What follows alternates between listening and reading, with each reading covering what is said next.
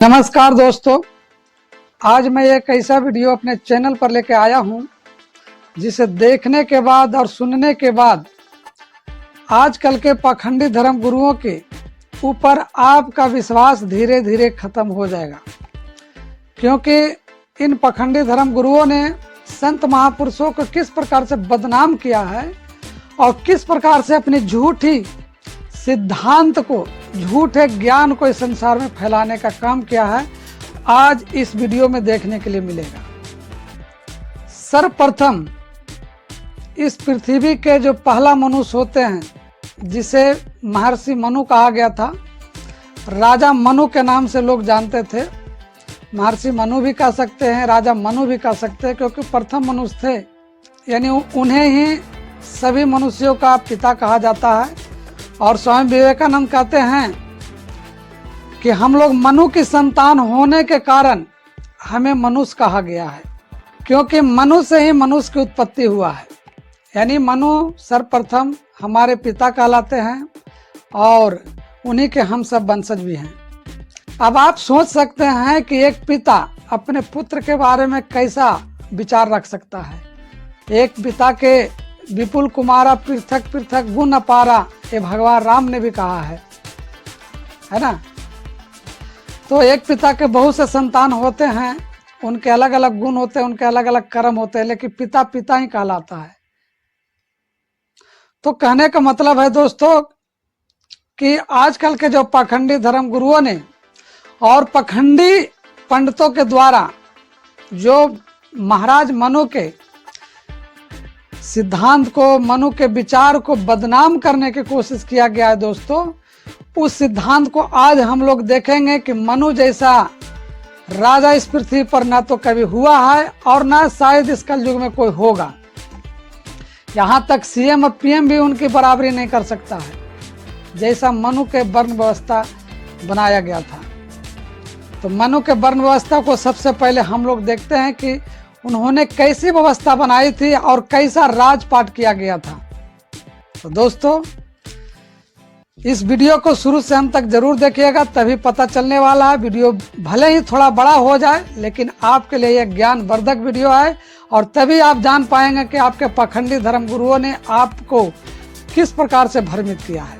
आज से लगभग 9-10 हजार साल पहले की बात है, जब इस पृथ्वी पर मानव जाति ने खेती बाड़ी करना शुरू किया था। तब मानव जाति आज की तरह घरों में नहीं रहा करते थे, वह जंगलों में रहा करते थे। और धीरे धीरे जंगलों से निकल करके मनुष्य अपनी झोपड़ी बनाना शुरू किया, अपना घर बनाना शुरू कर दिया। तो जैसे ही जंगल से धीरे धीरे मनुष्य बाहर निकला दोस्तों, तो सभ्यता के राज में प्रवेश करना शुरू कर दिया, सभ्यता के समाज में प्रवेश करना शुरू किया। तो उनके अंदर अभी भी जंगलीपन भरा हुआ था, क्योंकि जंगल में रहते थे, जंगली वाला गुण था और जंगलीपन उनके अंदर सवार था। और जंगल राज में क्या होता है, किसी को लूट लो, किसी को खसोट लो, किसी को मार डालो, किसी को अपहरण कर लो, किसी का रेप कर डालो, यानी जो मन में आया वो करो। यानी एक ताकतवर इंसान कमजोर इंसान पर हमला करता था, वही गुण उस समय भी था।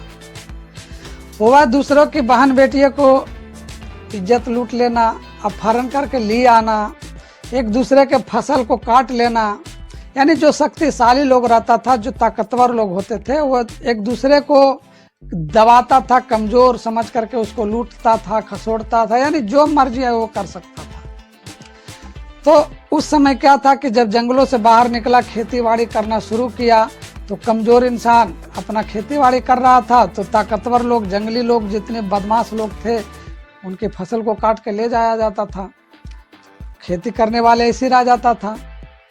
तो कहने का मतलब हुआ दोस्तों कि जो बलशाली था, शक्तिशाली था, वो मनुष्य कुछ भी कर सकता था किसी के साथ। राजा मनु ने देखा कि मनुष्य के अंदर जंगलीपन अभी भी सवार है। मनु ने एक वर्ण व्यवस्था बनाई दोस्तों, और उस समय अपने कबीले के लोगों को, समाज के लोगों को एक मीटिंग बैठाया, शिक्षित मनुष्यों के बीच में बैठक किया और बैठक करते उन्होंने निर्णय लिया कि हम मनुष्यों को 4 बराबर भाग में अगर बांट देते हैं तो मनुष्य अपना अपना जीवन यापन बढ़िया से कर सकता है। जो जिसके अंदर जो भी गुण होगा उसके अनुसार अपना अपना काम करेगा। तो मनु ने पहले विचार किया कि मनुष्य को 4 बराबर भागों में किस प्रकार से बांटा जाए, क्योंकि मनु ने देखा कि शरीर की जो वन व्यवस्था है इसी के अनुसार मनुष्य को बांट दिया जाए ताकि सबको अपने अपने जीवन का सही सही निर्वाह हो सके और सभी लोग एक दूसरे को मदद कर सके और सभी का जीवन पूरा कर सके। तो मनु के विचार सभी मनुष्यों को पसंद आया और मनु ने सभी शिक्षित वर्ग के मनुष्यों को, जितने भी टैलेंटेड लोग थे, जितने भी ज्ञानी लोग थे, पंडित लोग थे, उनको ब्राह्मण की श्रेणी में डाला। पहला ब्राह्मण की श्रेणी में डाल दिया गया। जो जानता था, ज्ञानी था, विद्वान था, उसे ब्राह्मण बनाया गया। और जो शक्तिशाली मनुष्य था, जो ताकतवर था, वीरता को प्रदर्शन करता था, उसे क्षत्रिय की श्रेणी में डाल दिया गया।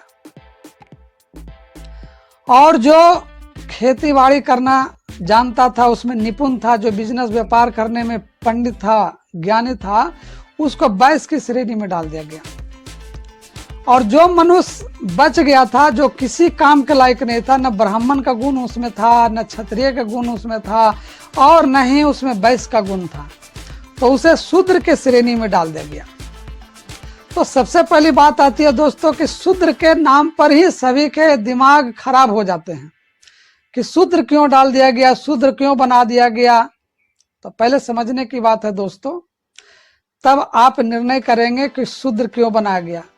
जब आप में ब्राह्मण का गुण नहीं हो, किसी प्रकार का ज्ञान नहीं हो, किसी को आप ज्ञान सिखा नहीं सकते हो, आप पढ़े लिखे नहीं हो, शिक्षित नहीं हो, समझदार नहीं हो, आप में वीरता का प्रदर्शन नहीं है, आप में किसी का रक्षा करने का टैलेंट नहीं है, यानी आप किसी को बचा नहीं सकते हैं, और दूसरी बात आप खेती व्यापार बिजनेस ये सब करने का गुण नहीं है आप में, सिर्फ खाना और कमाना ही जानते हैं, तो ऐसे मनुष्यों को क्या किया जा सकता था? भगाया तो नहीं जा सकता था। उन्हें शूद्र की श्रेणी में डाला गया। अब यहाँ देखिए शूद्र का मतलब क्या होता है दोस्तों, सबसे पहले ये जानना बहुत जरूरी है। आजकल के बड़े बड़े विद्वान भी, जिसको कहते हैं ना डिग्री वाले, जो बड़े बड़े टैलेंटेड लोग होते हैं, वो भी कंफ्यूज हो जाते हैं। शूद्र बना दिया, क्यों बना दिया गया भाई? आजकल मान ले जाते हैं शूद्र में, कुछ लोग कहते हैं शूद्र हम हैं और पढ़े लिखे हैं, हमको क्यों शूद्र बना दिया गया? तो भैया पहले आप जान लीजिए कि शूद्र किसे कहा जाता है। एक होता है शूद्र और एक होता है क्षुद्र। 2 शब्द हैं दोस्तों यहाँ, एक है शूद्र, एक है क्षुद्र। शूद्र का मतलब होता है सेवक, नौकर, ध्यान दीजिएगा, सेवक या नौकर। और क्षुद्र का मतलब होता है नीच, समझे ना, नीच बना है क्षुद्र शब्द से, शूद्र शब्द से नीच नहीं बना है। शूद्र का मतलब होता है नौकर या सेवक और क्षुद्र माने होता है नीच। यहाँ क्षुद्र नहीं कहा गया है, यहाँ शूद्र कहा गया है। और शूद्र का एक ही अर्थ होता है नौकर या सेवक।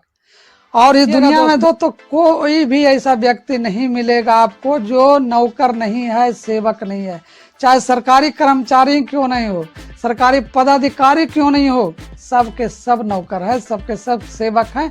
यानी एक प्रकार से कहा जाए तो शूद्र हैं। लेकिन उस समय शूद्र इसलिए बनाया गया था दोस्तों कि उसमें कोई टैलेंटेड नहीं था, कोई पढ़ा लिखा इंसान नहीं था, कोई शिक्षित नहीं था, कोई समझदार नहीं था, सिर्फ कमाना और खाना ही बेचारा जानता था। तो उनका जीवन भी चलना चाहिए था। तो मनु महाराज ने देखा, क्योंकि मनु के ही सब संतान था, मनु से ही सारे पीढ़ी पैदा हुए, तो उन्होंने देखा कि मेरा ही संतान है, तो उन्होंने 4 वर्गों में बांट दिया कि भाई जो पढ़े लिखे लोग हैं, समझदार हैं, शिक्षित हैं, जो ज्ञानी है वो ब्राह्मण बन जाए, और जो शक्तिशाली वीरता का प्रदर्शन करता है, जो अपनी रक्षा करे, दूसरे की रक्षा करे, और उसे हम क्षत्रिय बना दें। और जो बिजनेस व्यापार करना जानते हैं, जो खेती बाड़ी करना जानते हैं, उसमें निपुण है, पारंगत है, उसको वैश्य की श्रेणी में डाल दिया जाए। और जो नहीं कुछ जानता है, सिर्फ कमाना और खाना ही जानता है, ऐसे मनुष्यों को शूद्र के श्रेणी में डाल दिया गया। तो ये हुआ वर्ण व्यवस्था के अनुसार बांट दिया गया। अब देखिए दोस्तों कि इनका क्या क्या काम हुआ, ये चारों वर्णों का क्या क्या काम हुआ, कैसे कैसे काम करना था, ये जरा देखिए, और किस आधार पर बांटा गया था ये भी जान लीजिए, क्योंकि ये आपको कोई पाखंडी पंडित, धर्म गुरु, ढोंगी ये सब नहीं बताएगा कि किस आधार पर मनुष्यों को बांटा गया था। तो ये आधार हमारे मनुष्य शरीर का है दोस्तों। ये चारों वर्ण हमारे मनुष्य शरीर के ही अंदर रहते हैं, कोई बाहर नहीं है। परमात्मा ने इसी प्रकार से मनुष्यों को बनाया है और इसी प्रकार से मनु ने चार वर्णों में मनुष्य जाति को भी इसी मनुष्य शरीर के आधार पर बांटा है।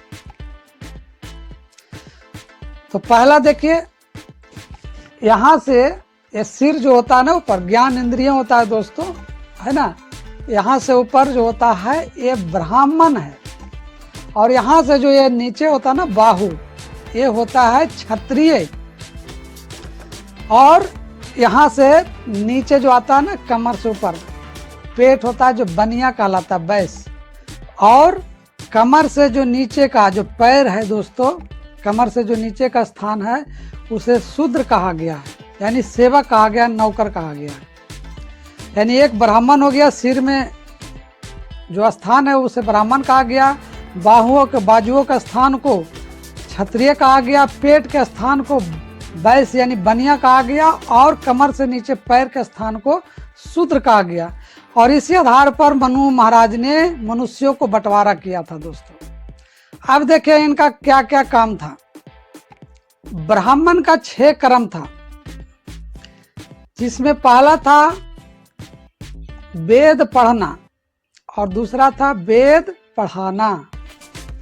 यानी पहले खुद पढ़िए, खुद ज्ञानी बनिए, खुद जानिए। पढ़ना के मतलब ये होता है जानना, समझना, अनुभव करना, और जब आप जानेंगे तभी दूसरे को जनाएंगे। तीसरा था जग करना और चौथा था जग कराना। यानी जग करना यानी अंदर ही अंदर एक जग होता है, वो आपको बाद में पता चलेगा।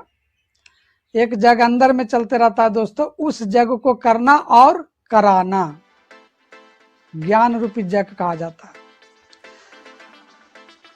पांचवा था दान लेना और छठा था दान देना। यानी उसका ज्ञान का, अपने ज्ञान किसी को दिया, समझाया, बताया, तो आपका भी पेट है, आपके भी भोजन चलना चाहिए, तो उस भोजन के लिए उसे दान भी ब्राह्मण को दिया जाता था, उस ज्ञानी पंडित को दिया जाता था। और दान देना भी था, यानी बदले में उसे ज्ञान देना था। इस प्रकार से ज्ञान रूपी दान को देना था और बदले में कुछ उनको अन्न, दाल, चावल जो भी उस व्यवस्था में था उनको भोजन के लिए मिलता था। यानी दान लेना और दान देना। तो इस प्रकार से मनु महाराज ने वर्ण व्यवस्था बनाया ब्राह्मणों के लिए कि ब्राह्मण के ये 6 कर्म था और ये तीनों वर्णों के मनुष्यों के लिए ये लागू था। वेद पहले पढ़ना और तीनों वर्णों के मनुष्यों को पढ़ाना, जग करना और तीनों वर्णों के मनुष्यों को जग कराना, दान लेना और तीनों वर्णों के मनुष्यों को दान देना। इस प्रकार से व्यवस्था मनु ने बनाया। ब्राह्मण सिर में होता, क्योंकि जितने भी ज्ञान इंद्रिय हैं हमारे दोस्तों सब सिर के अंदर होते हैं, इसीलिए इसे ब्राह्मण कहा गया, ज्ञानी कहा गया, पंडित कहा गया है। अगर सिर ना हो ना तो दुनिया में कोई ज्ञानी नहीं होगा, कोई पंडित नहीं होगा। तो ज्ञान प्राप्त करने का स्थान ये सिर के अंदर ही होता है, इसलिए इसे ब्राह्मण कहा गया है और इसी के आधार पर मनुष्य को ब्राह्मण बनाया गया। किसी जात में, किसी कुल में पैदा ले लेने से ब्राह्मण नहीं होता है, उसे जानना पड़ता है ब्रह्म के ज्ञान को, जो वेद का ज्ञान है, समझे ना। वेद के बारे में अच्छे अच्छे पंडित को पता नहीं, वो 4 वेद पढ़ लेते हैं। और तुलसीदास जी लिख रहे हैं कि 4 वेद तो मनुष्य के अंदर ही है, लेकिन उसके बारे में बाद में बताऊंगा। तो ये ब्राह्मण का काम था। अब देखिए क्षत्रिय का क्या काम था दोस्तों, कि क्षत्रिय का काम था जग करना, जग करना, वेद पढ़ना और बाकी तीनों वर्णों की रक्षा करना और दुष्टों का संहार करना। क्योंकि जंगल से मनुष्य निकला था, जंगलीपन, क्योंकि जंगली जानवर भी थे, जंगली मनुष्य भी रह रहे थे, और जंगली मनुष्यों का तो विचार ही जंगली जानवर जैसा होता है। तो जंगली मनुष्यों से जो मनुष्य बाहर निकला था तो उस मनुष्य की रक्षा करना और जंगली मनुष्यों का संहार करना या जंगली जानवरों का संहार करना उन क्षत्रियों का काम था। इसलिए 3 काम था, जग करना, वेद पढ़ना और बाकी तीनों वर्णों की रक्षा करना, ये काम था। क्षत्रिय हमारे बाजुओं को कहा जाता है कि जो बाजू है, अगर कोई हमारे सिर पर डंडा मारे, यानी ब्राह्मण जी पर डंडा कोई मारता है ना, तो हमारे बाजू उठा लेता है, तुरंत पकड़ता है उसके डंडे को, लाठी को, मत मारो इसे। वो बढ़ चढ़ कर रक्षा करता है, मत मारो, क्योंकि दोनों बाजू फैल जाते हैं पकड़ने के लिए। अब वैश्य का कर्म देखिए, वैश्य को बनिया कहा गया, यानी पेट है जो बनिया है, यानी साहु जी है, बनिया है। और इसका क्या काम था उस समय, जो बनिया के आधार पर मनुष्य को जो बांटा गया, उस बनिया का, वैश्य का क्या काम था?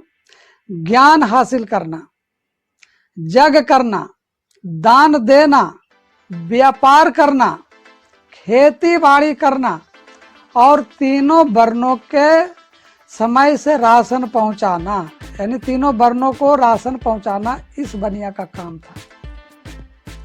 अब कितना बढ़िया काम था देखिए, ज्ञान हासिल करना, दूसरा जग करना, तीसरा दान देना, चौथा व्यापार करना, 5वां खेती बाड़ी करना और छठा था तीनों वर्णों को राशन पहुंचाना।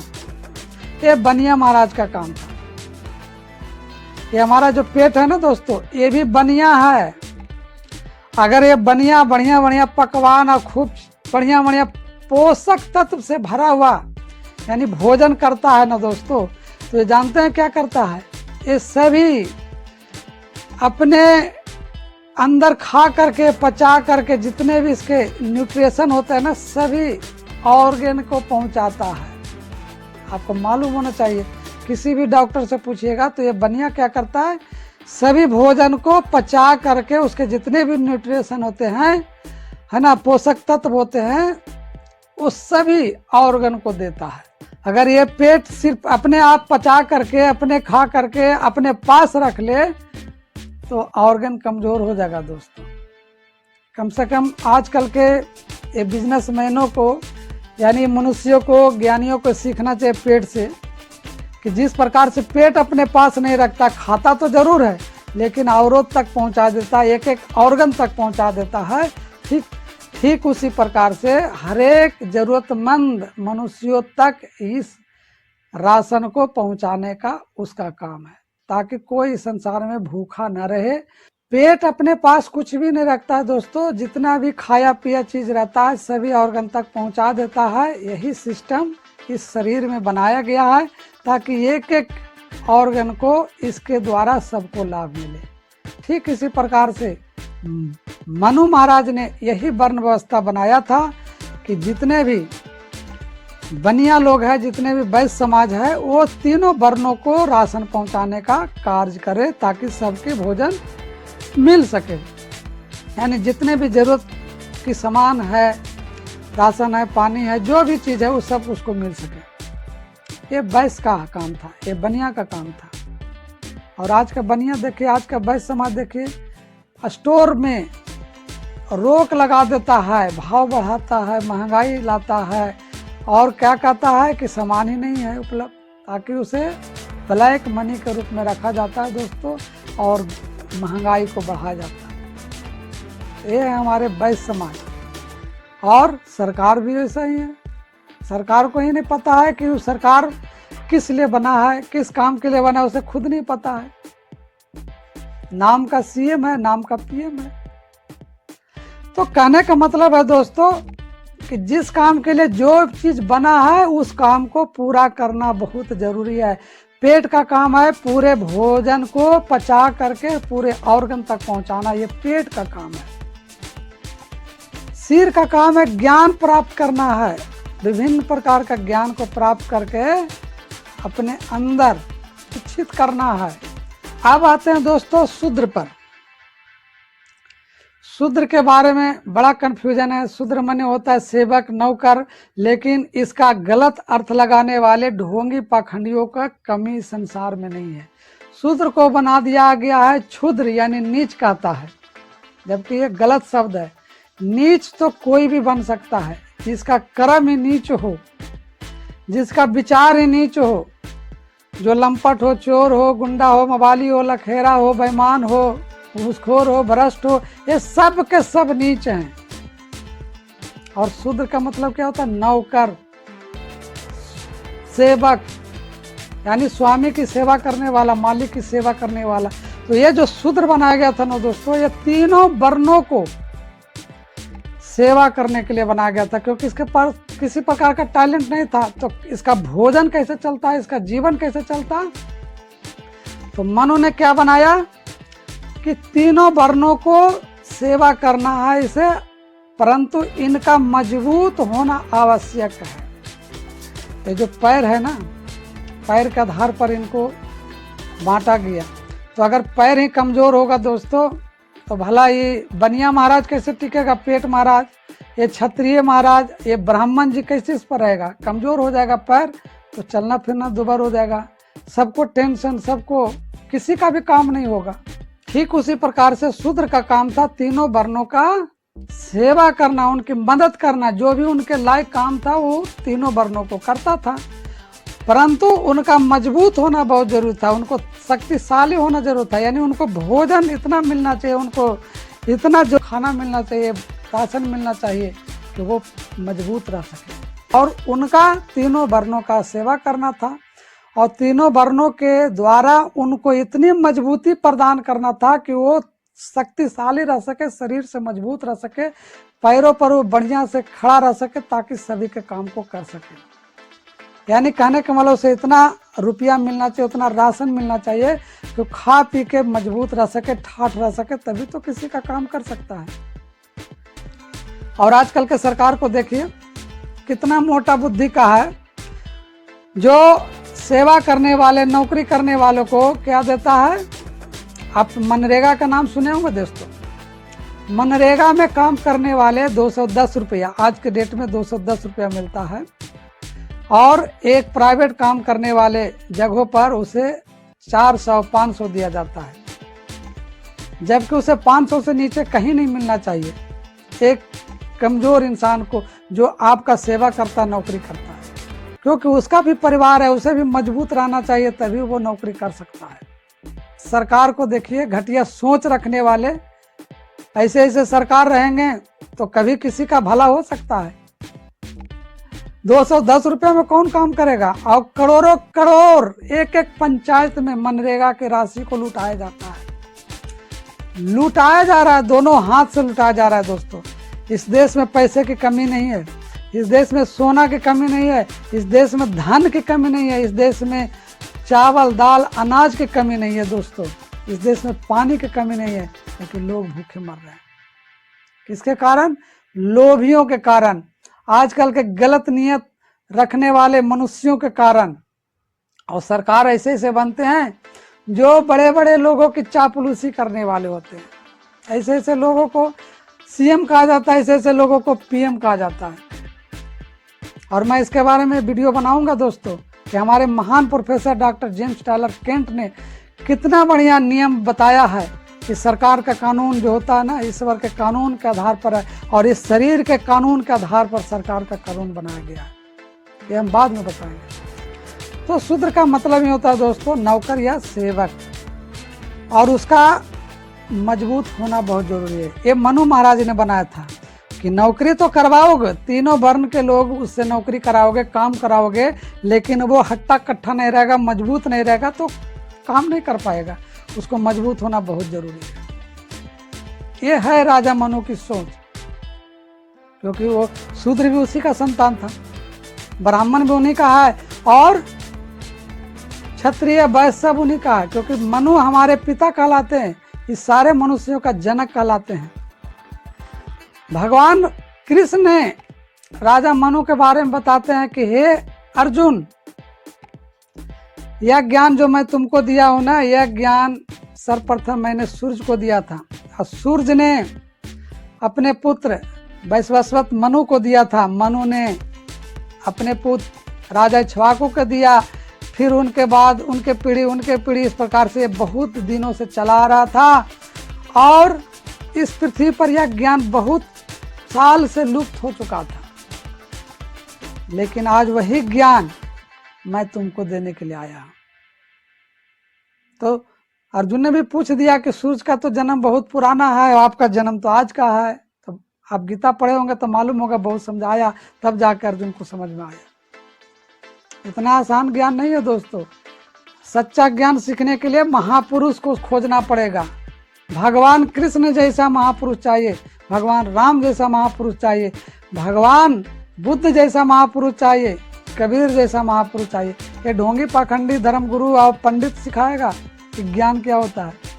कहा तो जाता है यहाँ तक दोस्तों कि मनु के पुत्र बूढ़ा हो चुका था और मनु और शत्रुपा जवान के जवान रहते थे, क्योंकि वो भगवान को प्राप्त कर चुके थे, उनके अलौकिक रूप का दर्शन कर चुके थे और वो बुढ़ापे तक, यानी उनके पुत्र बूढ़ा होते होते रह गए लेकिन जवान के जवान रहे। ऐसा ज्ञान है और वो भगवान को प्राप्त करने वाला इंसान, वो सच्चा ईश्वर को जानने वाला इंसान कभी किसी मनुष्य के साथ खिलवाड़ कर सकता है, और वो मैं अपने बेटे के साथ, अपने पुत्रों के साथ। लेकिन इन पखंडियों ने क्या किया, धर्म के नाम पर मनु के नियम को बदनाम कर दिया, मनु के नियम को तोड़ करके अपने नियम लागू कर दिया। ब्राह्मणों का ये चाल था, ब्राह्मणों का ये कुरफाती आइडिया था कि किस प्रकार से मनु को बदनाम करके अपना राज बनाया जाए, अपना शासन चलाया जाए। इसीलिए स्वामी विवेकानंद ने अपने संदेश में कहा है दोस्तों, आजकल के पखंडित पंडितों को हमारे देश से बाहर निकाल दो, फिर देखना हमारा देश किस प्रकार से अन्य देशों की तरफ विकसित होता चला जाएगा। ये स्वामी विवेकानंद का नारा है। और हमने आज क्या देखा है दोस्तों, हमारा भी एक नारा है कि आजकल के पाखंडी धर्म गुरुओं को इस देश से बाहर निकाल दो, तड़ी पार कर दो, फिर देखना हमारा देश किस प्रकार से विश्व गुरु कहलाता है। विश्व गुरु कहने से विश्व गुरु नहीं बनता है, विश्व गुरु का काम होना चाहिए, विश्व गुरु बनना चाहिए। और विश्व गुरु बनने वाला किसी को नीचा नहीं दिखलाता है। विश्व गुरु वही होता है जो सभी को समान भाव से देखता है। और ये पखंडी लोग धर्म के नाम पर आपस में लड़वाते हैं। मनु जैसे महाराज को बदनाम कर दिया गया। मनु ने कितना बढ़िया वर्ण व्यवस्था बनाया कि मनुष्यों को 4 वर्णों में बांटा गया, क्योंकि जंगली मनुष्य आकर के आपस में लड़ रहे थे, झगड़ रहे थे। कोई किसी का फसल काट रहा था, किसी के बहन बेटी को सुंदर देखता था तो उठा ले जाता था। यानी कहने का मतलब है अज्ञानता के दुनिया में वो लोग था। और मनु महाराज ने जब देखा कि मनुष्य इस प्रकार से जिएगा तो कैसे जिएगा, ये सब तो हमारा ही संतान है। और मनु ने अपने संतान को शिक्षित बनाया, ज्ञानी बनाया और एक सब समाज जीने का व्यवस्था बनाया, जिस प्रकार से सभी का जीवन यापन बढ़िया से चल सके। और आज मनु ने जो वर्ण व्यवस्था बनाया था दोस्तों, मनु ये नहीं जानता था कि हमारे आने वाले पीढ़ी जो है इतना घटिया किस्म का होगा कि जात के नाम पर, धर्म के नाम पर बांट देगा सबको। मनु ने ऐसा कभी नहीं किया। लेकिन आजकल के पखंडी पंडितों ने, पखंडी धर्म गुरुओं ने मनु को बदनाम किया। जब इस पृथ्वी पर महाजल प्रलय आया था ना दोस्तों, महाजल प्रलय, जिसमें हमने एक वीडियो बनाया था हजरत नूह के बारे में, जो नौका आया था, ये सभी देशों में हुआ था दोस्तों। और भारत में जब नौका मनु महाराज ने भी बनाया था, और मनु को मछली के रूप में भगवान यानी ईश्वर ने आ करके उसे बताया था कि तुम एक बड़ी नौका बनाना और उसमें अपने में भी वंशज उसको सबको रख लेना और इस मछली के सींग में बांध देना, और मैं इस पूरे संसार को परले करूंगा। कहने का मतलब है दोस्तों कि जो मनु महाराज ने एक मछली का जीवन बचा सकता है दोस्तों, मछली का रक्षा किया था दोस्तों, वो सोचिए कि आजकल के मनुष्यों के बारे में ऐसा कैसे सोच सकता है, उसी का संतान है। लेकिन पाखंडी धर्म गुरुओं ने उनको बदनाम कर दिया और आजकल के शिक्षित मनुष्यों को भी ये नहीं पता है कि मनु का क्या वर्ण व्यवस्था थी, मनु ने किस प्रकार से व्यवस्था बनाई थी। मनु महाराज ने मनुष्य के टैलेंट के अनुसार वर्ण व्यवस्था बनाया था दोस्तों, ताकि सभी का जीवन यापन बढ़िया से चल सके, बढ़िया से जी सके। लेकिन वो ये नहीं जानते थे कि हमारे जाने के बाद ये पाखंडियों ने वर्ण व्यवस्था के अनुसार मनुष्य के अंदर भेदभाव करना शुरू कर देगा, क्योंकि हमारे शरीर में ही सब कुछ है दोस्तों। ये चारों वर्ण व्यवस्था हमारे शरीर में ही है। लेकिन ये जो हाथ है ना, बाजू, ये बाजू जो है ना, जब आप टॉयलेट जाते हैं, लेटरिन जाते हैं ना, तो पिछवाड़ा धोने के लिए परहेज नहीं करता है। इसे तो परहेज करना चाहिए ना, लेकिन ये परहेज नहीं करता है, शूद्र का सेवा करता है। कमर से नीचे जो होता है शूद्र होता है, और यह शूद्र दोनों पैरों पर चढ़ करके मंदिर में जाता है, मस्जिद में जाता है, तीर्थस्थल पर जाता है, सभी जगह जाता है। इसे तो कोई ईर्ष्या द्वेष नहीं है, इसे आपस में नफरत नहीं है ना। लेकिन ये जो ढोंगी पाखंडी लोग हैं, मनुष्यों को बांट देता है, और असली गुरु और असली संत, असली महापुरुष जब भी इतिहास देखेंगे दोस्तों, तो सभी मनुष्यों को मानवता का पाठ पढ़ाया है। चाहे वो हिंदू हो, मुस्लिम हो, ईसाई हो, सिख हो, जो भी धर्म के मानने वाले हो, सभी धर्मों में देखेंगे कि मानवता का पाठ पढ़ाया गया। तो दोस्तों, मनु के बारे में ऐसा ना सोचे। मनु महाराज ने जो मनु स्मृति बनाया था दोस्तों, उस स्मृति को बदल करके पाखंडी पंडितों ने अपनी स्मृति डाल दिया गया कि ये मनु का सिस्टम है। जैसे आजकल के एक पाखंडी धर्म गुरु है जो तुलसीदास के सिस्टम को बदल करके तुलसीदास के कहता है कि कई चौपाई को हमने शुद्ध किया है। तुलसीदास के चौपाई को शुद्ध करेगा किसी का औकात है? उसको तो तुलसीदास का एगो चौपाई भी नहीं समझ में आता होगा, आप फिर भी वो तो तुलसीदास के चौपाई को शुद्ध किया है। उसकी भी मैं पोल खोलने जा रहा हूँ, अगले वीडियो में देखेंगे और बनाऊंगा, क्योंकि ये सब ढोंगी पाखंडी लोग ही इस देश में नफरत फैलाने वाले लोग होते हैं, मनुष्य के बीच में बंटवारा करने वाले लोग होते हैं, मनुष्य के बीच में नफरत की दीवार खड़ा करने वाले होते हैं। और कोई इस पृथ्वी पर न हिंदू होता है दोस्तों, न मुस्लिम होता है, न सिख होता है, न ईसाई होता है। जिस दिन ईश्वर का धर्म आप छोड़ देंगे ना, ईश्वर का ज्ञान को भूल जाएंगे ना, उस दिन दुनिया में कोई पूछने वाला आपको नहीं मिलेगा, कोई कदर नहीं करेगा, अपना घर वाला तो कदर नहीं करेगा। राजा मनु ने जो वर्ण व्यवस्था बनाया था, वो शरीर के आधार पर ही बनाया था दोस्तों। और सभी जिस प्रकार से हमारे शरीर में चारों वर्ण एक समान मिलजुल कर एक दूसरे की मदद करते हैं, ठीक उसी प्रकार से उस जमाने में भी मनु की बनाई वर्ण व्यवस्था में चारों वर्णों को लोग एक साथ मिलजुल कर रहते थे, एक दूसरे की मदद करते थे, एक दूसरे की रक्षा करते थे, एक दूसरे को ज्ञानी बनाते थे, विद्वान बनाते थे। ये सभी लोग एक दूसरे से मिलजुल कर रहते थे। लेकिन मनु के जाने के बाद दोस्तों, ये पाखंडी पंडितों ने, पाखंडी धर्मगुरुओं ने उनकी व्यवस्था को नष्ट कर दिया और मनु स्मृति में छेड़छाड़ करके उसमें ऐसे ऐसे बात लिख दिया गया दोस्तों, जो उसकी मेंटलिटी के हिसाब से बनाया गया था। यानी जिसका दिमाग ही खराब हो, उसको क्या कहा जा सकता है। जब मनुष्य इस पृथ्वी पर आया तो बड़े बड़े वैज्ञानिकों से पूछिए कि डायनासोर का राज था, मनुष्य समय रहता ना तो खा जाता। ये पाखंडी पंडितों को क्या पता है कि मनुष्य कहाँ से आया, कब आया और कैसे आया। शास्त्र पढ़ते हैं, उस समय कोई शास्त्र बना था, कोई किताब था, कोई ग्रंथ था। जो जिस वेद की चर्चा किया जा रहा है ना दोस्तों, वेद भी यहाँ है, कुरान भी यहाँ है, रामचरितमानस भी यहाँ है, गीता भी यहाँ है, सब कुछ यहाँ है।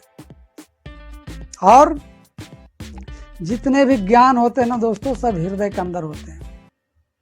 और सभी संत महापुरुषों ने इसी ज्ञान को पाया है और इसी की चर्चा सारे धर्म ग्रंथों में आता है। लेकिन इन पाखंडियों को समझ में आता तो है नहीं। धर्म के नाम पर एक दूसरे को मूर्ख बनाएगा, दूसरे को बेवकूफ़ बनाएगा, दूसरे को नीचा ठहराएगा। तुम इस धर्म वाले हो, तुम उस धर्म वाले हो, तुम नीच हो, तुम ऊँच हो। कहाँ से नीच ऊँच हो गया भाई, कहाँ से पैदा लिए हो? सब एक समान आता है और एक समान जाता है। कोई माँ के गर्भ से ऐसा पैदा होते हुए नहीं देखा है। जो नेकलेस पहन के आता है तो हम कहेंगे ये तो अमीर है, सिल्क कपड़ा पहन के आया तो हम कहेंगे कि ये तो अमीर है ना। सब एक समान आता है। साड़ी पहन के आए तो हम लोग कहें तो औरत है ना।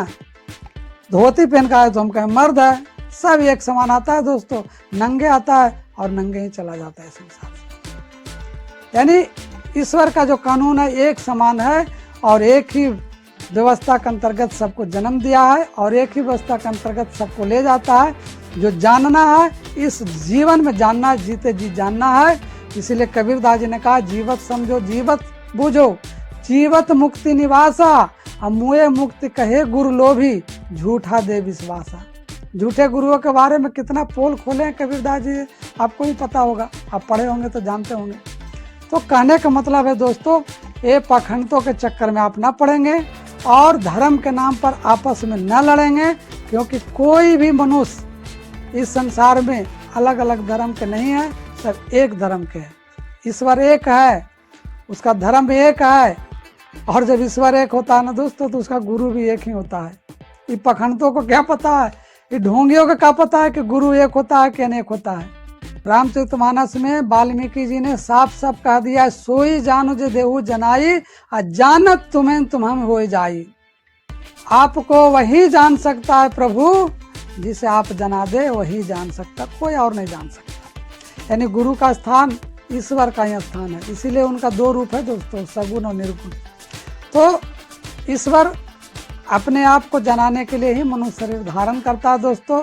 उन्हें सदगुरु कहा जाता है, उन्हें मनुष्य कहा जाता है, उन्हें महापुरुष कहा जाता है, उन्हें नबी कहा जाता है, उन्हें संत कहा जाता है, उन्हें पैगंबर कहा जाता है, उन्हें रसूल कहा जाता है। विभिन्न प्रकार के नामों से उनको मनुष्य नामकरण देता है, लेकिन वो एक है। मानवता एक है, इंसानियत एक है, मनुष्य का धर्म भी एक है, ईश्वर एक है। यानी पूरे संसार में देखेंगे ना तो ईश्वर की बनाई व्यवस्था सब कुछ मिलेगा, आपको एक ही मिलेगा। हवा एक है, पानी एक है, सब कुछ एक है दोस्तों। मैं अपने चैनल पर ऐसे ऐसे वीडियो लेकर आने वाला हूँ जो एक भी पाखंडी धर्म गुरु नहीं जानता है, क्योंकि जो नहीं जानता वही मैं अपने वीडियो में लेकर आने वाला हूँ। और जो कथावाचक है, कहानी जानने वाले, उसकी मैं बात नहीं करता। कहानी तो बहुत हैं, आपके दादा परदादा, हमारे दादा परदादा लकड़दादा के भी होंगे। कहानी से कुछ नहीं होता दोस्तों, सच्चाई जानने से होता है। सच्चाई को जानिए और सच्चाई जानना ही मनुष्य का कर्तव्य बनता है। तो ये आजकल के पाखंडी धर्मगुरु कुछ नहीं जानते हैं, इसीलिए मैं ऐसे ऐसे वीडियो लेकर आने वाला हूँ। जो आप उन पाखंडी पंडितों से पूछिए कि असली ज्ञान कहाँ है, क्योंकि असली ज्ञान मनुष्य को इंसान बनाता है। तो वीडियो देखने के लिए बहुत बहुत धन्यवाद। फिर मिलते हैं अगले वीडियो में, तब तक आप मेरे चैनल पर बने रहें। वीडियो अगर अच्छा लगा है दोस्तों तो आप इस वीडियो को लाइक करें और वीडियो को ज़्यादा से ज़्यादा शेयर करें, ताकि लोग इसे समझ सके, आपस में लड़ने से बच सके। धन्यवाद।